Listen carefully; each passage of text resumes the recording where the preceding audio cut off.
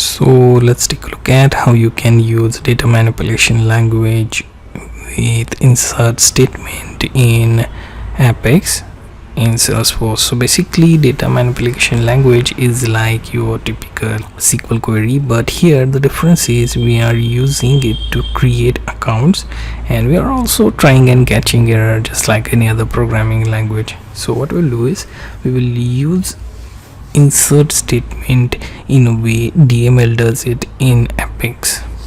So log into developer edition, then in setup menu go to developer console, then can open developer console, then go to debug menu, open execute anonymous window.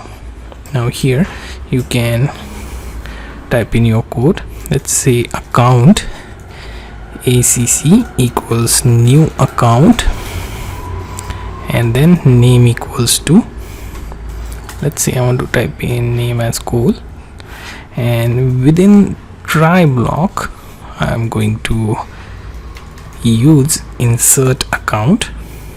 Also I wish to check with my system debug for this account variable. Similarly, I want to catch DML exception E, and I want to output if there is any error.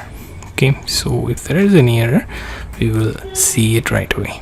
Okay, now what we will do is we will simply execute this and see the logs if there are any errors. Okay, now that we have used system.debug, so that it should show us the output of either try block or catch block. So let's wait for that user debug. Here you see my account name is output here with ID as well. So I have added name Cole, and this is the ID it generated by Salesforce. So you get the idea how to use data manipulation language with insert statement in Apex.